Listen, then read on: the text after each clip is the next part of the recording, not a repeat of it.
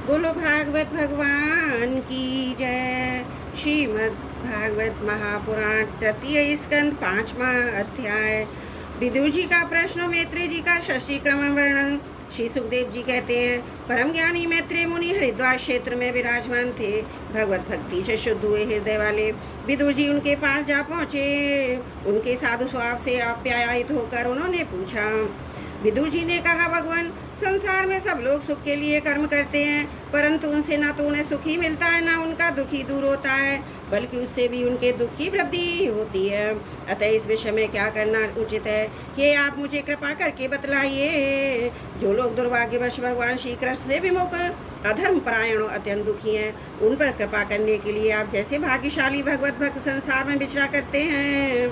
साधु शिरोमणि, आप मुझे इस शांति प्रद साधन का उपदेश दीजिए, जिसके अनुसार आराधना करने से भगवान अपने भक्तों के भक्तिपूत हृदय में आकर विराजमान हो जाते हैं और अपने स्वरूप का उपरोक्ष अनुभव कराने वाले सनातन ज्ञान प्रदान करते हैं। त्रिलोकी के नियंता और परम स्वतंत्र श्री हरि अवतार लेकर जो लीलाएं करते हैं, जिस प्रकार करता होकर भी उन्हें कल्प के आरंभ में इस सृष्टि की रचना की है, जिस प्रकार उसे स्थापित करके वे जगत के जीवों की जीविका का विधान करते हैं, फिर जिस प्रकार इसे अपने हृदय काश से लीन कर वृत्ति शून्य हो योग माया का आश्रय लेकर ही शयन करते हैं, जिस प्रकार भी योगेश्वर परमेश्वर प्रभु एक होने पर भी उस ब्रह्मांड में अंतर्यामी रूप में अनुप्रविष्ट होकर अनेकों रूप में प्रकट होते हैं। ये सब रहस्य आप हमें समझाइए।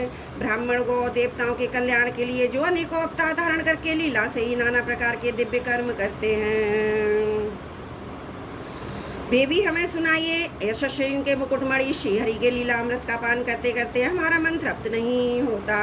हमें ये भी सुनाइए कि उन समस्त लोकपतियों के स्वामी श्री हरि ने इन लोकों, लोकपालों, लोकों पर्वत से बाहर के भागों की, जिनमें इस सब प्रकार के प्राणियों के अधिकार अनुसार भिन्न भिन्न भेद प्रतीत हो रहे हैं, किन तत्वों से रचा है।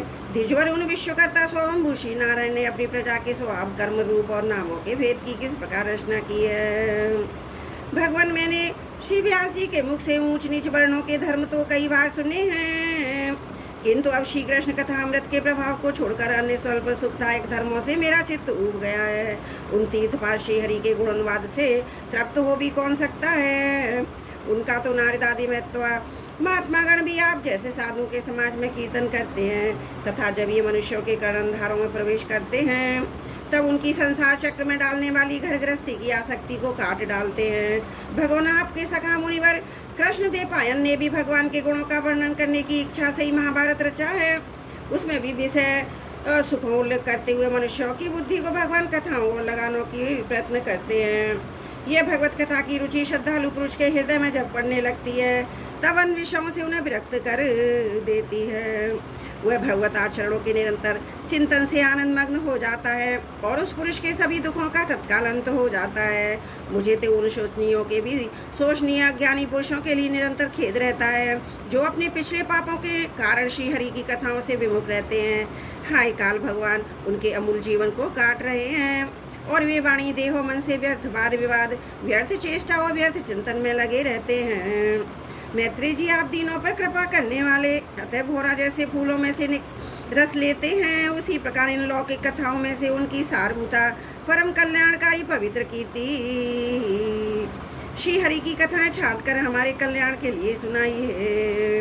उन सर्वेश्वर ने संसार की उत्पत्ति, स्थिति, संहार करने के लिए अपनी माया शक्ति को स्वीकार कर रामकृष्ण आदि अवतारों के द्वारा जो अनेकों अलौकिक लीलाएं की हैं, वे सब मुझे सुनाइए। श्री सुखदेव जी कहते हैं, जब विदुर जी ने जीवों के कल्याण के लिए इस प्रकार प्रश्न किया, तब तो मुनि श्रेष्ठ भगवान मैत्रेय जी ने उनकी बहुत बड़ी बड़ाई की और यूं भी कहा। श्री मैत्रेय जी बोले, साधु स्वामी विदुर जी, आपने सब जीवों पर अत्यंत अनुग्रह करके यह बड़ी अच्छी बात पूछी। आपका चित्त तो सर्वदा श्री भगवान में ही लगा रहता है, तथापि इसमें संसार में भी आपका बहुत सुयश फैलेगा। आप श्री व्यास जी के रस पुत्र हैं, इसलिए आपके लिए कोई बड़ी बात नहीं है। आप अनन्य भाव से सर्वेश्वर श्री हरि के ही आश्रित हो गए हैं। आप प्रजा को दंड देने वाले भगवान यम ही हैं। मांडव्य ऋषि का शाप होने के कारण ही आपने श्री व्यास जी के वीर से उनके भाई विचित्रवीर की भोग पत्नी दासी के गर्भ से जन्म लिया। आप सर्वदा श्री भगवान और उनके भक्तों को अत्यंत प्रिय हैं, इसलिए भगवान ने इस धाम पधारते समय मुझे आपको ज्ञानोपदेश करने की आज्ञा दे गए हैं। इसलिए अब मैं जगत की उत्पत्ति, स्थिति और लय के लिए योग माया के द्वारा विस्तारित हुई भगवान की विभिन्न लीलाओं का क्रमशः वर्णन करता हूँ। सृष्टि रचना के पूर्व समस्त आत्माओं के आत्मा एक पूर्ण परमात्मा ही थे, ना दृष्टा था ना दृश्य। सृष्टि काल में अनेक वृत्तियों के भेद से जो अनेकता दिखाई पड़ती है वह भी कही थी, क्योंकि उनकी इच्छा अकेले रहने की थी। वे ही दृष्टा होकर देखने लगे, परंतु उन्हें दृश्य दिखाई नहीं पड़ा, क्योंकि उस समय वे ही अद्वितीय रूप से प्रकाशित हो रहे थे। ऐसी अवस्था में वे अपने को असत के समान समझने लगे। वस्तुतः वे असत नहीं थे, क्योंकि उनकी शक्तियाँ ही सोई थी, उनके ज्ञान का लोप नहीं हुआ था। यह दृष्टा और दृश्य का अनुसंधान करने वाली शक्ति यह कार्य कारण रूप माया है। महाभाग विदुर जी, इस भावाभाव रूप अवर्चनीय माया के द्वारा ही भगवान ने इस विश्व का निर्माण किया है। काल शक्ति से जब ये त्रिगुणमयी माया सोम को प्राप्त हुई, तब उन इंद्रियतीत चिन्मय परमात्मा ने अपने अंश पुरुष से उसमें चिदाभास रूप बीज स्थापित किया। तब काल की प्रेरणा से उस अव्यक्त माया से मैं तत्व प्रकट हुआ और मिथ्या ज्ञान का नाश करने के कारण भक्त्यान स्वरूप अपने में से सूक्ष्म रूप से स्थित प्रपंच की अभिव्यक्ति करने वाला था। फिर चिदाभास गुण और काल के अधीन उस मैं तत्व ने भगवान की दृष्टि पड़ने पर इस विश्व की रचना के लिए अपना रूपांतर किया। मैं तत्व के विकृत होने पर अहंकार की उत्पत्ति हुई, जो कार्य अधिभूत कारण आध्यात्म और कर्ता अधिदेव रूप होने के कारण भूत इंद्रिय और उनका मन का कारण है। वह अहंकार वैकारिक, सात्विक, तेजस, राजस और तामस भेद से 3 प्रकार का है। अतः अहम तत्व में विकार होने पर वैकारिक अहंकार से मन और जिनसे विषयों का ज्ञान होता है वे इंद्रियों के अधिष्ठाता देवता हुए। तेजस अहंकार से ज्ञान इंद्रियों, कर्म इंद्रियां हुई तथा तामस अहंकार से सूक्ष्म भूतों का कारण शब्द मात्र हुआ। इससे दृष्टांत रूप से आत्मा का बोध कराने वाला आकाश उत्पन्न हुआ। भगवान की दृष्टि जब आकाश पर पड़ी तब उससे फिर काल माया और चिदाभास के योग से स्पर्श तन्मात्र हुआ और उसके विकृत होने पर उससे वायु की उत्पत्ति हुई। अत्यंत बलवान वायु ने आकाश के सहित विकृत होकर रूप तन्मात्र की रचना की और उससे संसार का प्रकाशक तेज उत्पन्न हुआ। फिर परमात्मा की दृष्टि पड़ने पर वायुयुक्त तेज ने काल माया और चिदांश के योग से विकृत होकर सत्य तन्मात्र के कार्य जल को उत्पन्न किया। तदंतर तेज से युक्त जल ने ब्रह्म का दृष्टिपात होने पर काल माया चिदांश के योग से गंधगुणमयी पृथ्वी को उत्पन्न किया। विदुर जी ने आकाश आदि भूतों में से तो जो भूत पीछे पीछे उत्पन्न हुए उन्हें क्रमशः अपने पूर्व भूतों के गुण भी अनुगत समझने चाहिए। ये महत्वादि के अभिमानी विकार विक्षेप और चेतना वंशा विशेषित विगुणशी भगवान के ही अंश है, किंतु पृथक पृथक रहने के कारण जब वे विश्व रचना रूप अपने कार्य में सफल नहीं हुए तब हाथ जोड़कर भगवान से कहने लगे। देवताओं ने कहा, देव हम आपके चरण कमलों की वंदना करते हैं। ये अपनी शरण में आए हुए जीवों का ताप दूर करने के लिए शत्रु के समान हैं तथा उनका आश्रय लेने से यतिजन अनंत संसार दुख को सुगमता से दूर फेंक देते हैं। जगतकर्ता जगदीश्वर इस संसार में तापत्र से व्याकुल रहने के कारण जीवों को जरा भी शांति नहीं मिलती। इसलिए भगवान हम आपके चरणों की ज्ञान में छाया का आश्रय लेते हैं। मुनिजन एकांत स्थान में रहकर आपके मुख कमल का आश्रय लेने वाले वेद मंत्र रूप पक्षियों के द्वारा जिनका अनुसंधान करते रहते हैं तथा जो संपूर्ण पापनाशनी नदियों में श्रेष्ठ श्री गंगा जी के उद्गम स्थान है, आपके उन परम पावन पाद पद्मों का हम आश्रय लेते हैं। हम आपके चरण कमलों की उस चौकी का आश्रय ग्रहण करते हैं जिसे भक्तजन श्रद्धा और श्रवण कीर्तन आदि रूप भक्ति से परिमार्जित अंतकरण में धारण करके वैराग्य पुष्ट ज्ञान के द्वारा परम धीर हो जाते हैं। ईश आप संसार की उत्पत्ति, स्थिति और संहार के लिए ही अवतार लेते हैं। अतः हम सब आपके उन चरण कमलों की शरण लेते हैं जो अपना स्मरण करने वाले भक्तजनों को अभय कर देते हैं।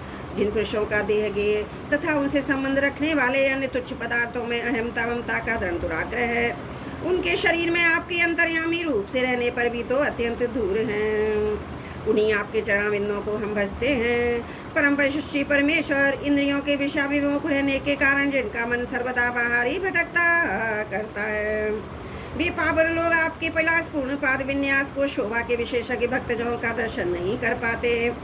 इसी से वे आपके चरणों से दूर रहते हैं। देव आपके कथा अमृत का पान करने से उमड़ी हुई भक्ति के कारण जिनका अंतकरण निर्मल हो गया है, वे लोग बैरागी ही जिसका सार है, ऐसा आत्मज्ञान प्राप्त करके अनायासी आपके वैकुंठ धाम को चले जाते हैं। दूसरे धीर पुरुष चिंता निरोध रूप समाधि के बल से आपकी बलवती माया को जीत कर आपस में ही लीन तो हो ही जाते हैं, पर उन्हें श्रम बहुत होता है, किंतु आपकी सेवा के मार्ग में कुछ भी कष्ट नहीं है। आदि देव आपने शशि रचना की इच्छा से हमें त्रिणों में रचा है, इसलिए विभिन्न स्वाब भाले होने के कारण हम आपस में मिल नहीं पाते, और इसी से आपकी क्रीड़ा के साधन ब्रह्मांड की रचना करके उसे आपको समर्पित करने में असमर्थ हो रहे हैं। अतः जन्म रहित भगवान, जिससे हम ब्रह्मांड रच कर आपको सब प्रकार के भोग समय पर समर्पित कर सकें और जहाँ स्थित होकर भी हम आपकी योग्यता के अनुसार अन्न ग्रहण कर सकें, तथा ये सब जीव भी सब प्रकार की विघ्न बाधाओं से दूर होकर हम आप दोनों को भोग समर्पित करते हुए अपना अपना अन्न भक्षण कर सकें, ऐसा कोई उपाय कीजिए। आप निर्विकार पुराण पुरुष ही अन्य कार्य वर्ग के सहित हम देवताओं के आदि कारण हैं। हे देव, पहले आप अजन्मा ही ने सत्वादि गुण और जन्मादि कर्मों की कारण रूपा माया शक्ति में चिदाभास रूप भी स्थापित किया था। परमात्मा देव महत्वादि रूप हम देवगण जिस कार्य के लिए उत्पन्न हुए हैं, उसके संबंध में हम क्या करें। देव हम पर आप ही अनुग्रह करने वाले हैं, इसलिए ब्रह्मांड रचना के लिए आप हमें क्रिया शक्ति के सहित अपनी ज्ञान शक्ति भी प्रदान कीजिए। बोलो भागवत भगवान की जय। तृतीय 5वां अध्याय समाप्त। त्रुटियों के लिए क्षमा प्रार्थी हूँ।